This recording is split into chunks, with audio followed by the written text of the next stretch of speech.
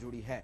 नाक को इंसानी चेहरे का गहना माना जाता है। नाक की अच्छी बनावट चेहरे की सुंदरता में चार चांद लगा देती है। जरा 1 मिनट के लिए सोचिए, अगर आपके चेहरे से नाक गायब हो जाए तो कैसे लगेंगे आप। महज ऐसी कल्पना ही अंदर तक झकझोर कर रख देती है। लेकिन उज्जैन के एक छोटे से बच्चे ने नाक न होने का दर्द 12 साल झेला है।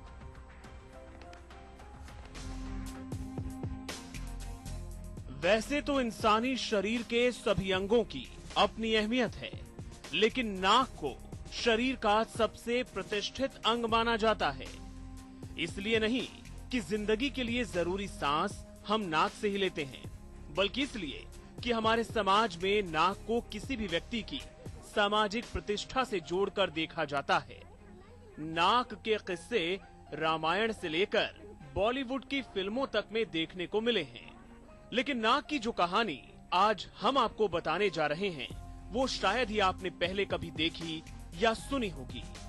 कहानी को समझने के लिए पहले आपको फ्लैशबैक में जाना होगा। बात आज से 12 साल पहले की है, जब अरुण नाम के इस बच्चे को 3 महीने की उम्र में निमोनिया हो गया था। डॉक्टर ने गलत इंजेक्शन लगा दिया, जिससे अरुण के शरीर की मांसपेशियां गलनी शुरू हो गईं। नतीजा ये हुआ कि कुछ दिनों में अरुण के चेहरे से नाक पूरी तरह गायब हो गई। लाखों रुपए खर्च करने के बाद किसी तरह बच्चे की जान तो बच गई, पर नाक नहीं। बिना नाक के बच्चे को लेकर तरह तरह की बातें होने लगी। किसी ने इसे छुआछूत की बीमारी कहा, तो किसी ने दैवीय प्रकोप बता दिया। नाक न होना अरुण के लिए अभिशाप सा बन गया। इस दर्द ने अरुण को इतना परेशान किया कि उसने लोगों से मिलना जुलना तक बंद कर दिया। घर में रिश्तेदार आते तो अरुण उनके सामने जाने से कतराता। जलालत झेलने का ये सिलसिला कभी न थमता अगर अरुण की जिंदगी में डॉक्टर अश्विनी दास न आते। डॉक्टर दास ही दरअसल इस कहानी के हीरो हैं।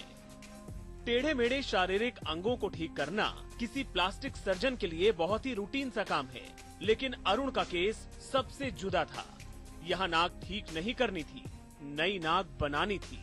डॉक्टर दास ने ये काम 4 चरणों में किया। उन्होंने एक रेयर प्लास्टिक सर्जरी को अंजाम दिया, जिसे मेडिकल साइंस की भाषा में pre fabricated forehead flap rhinoplasty कहा जाता है। पहले चरण में बच्चे के माथे पर एक खास सिलिकॉन टिश्यू एक्सपेंडर लगाया गया।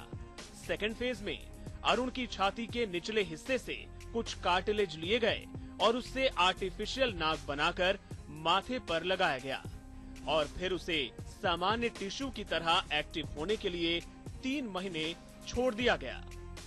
तीसरे फेज में अरुण के माथे पर उगी नाक को निकालकर उसे उसकी सही जगह पर इम्प्लांट किया गया और आखिरी फेज में यानी चौथे चरण में अरुण के माथे को सामान्य किया गया। कभी एक डॉक्टर की लापरवाही से गुम हुई अरुण की नाक 12 साल बाद एक डॉक्टर की बदौलत ही वापस मिल पाई।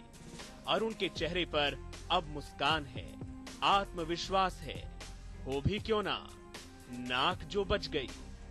Hemant Nagle, ETV news, Indore.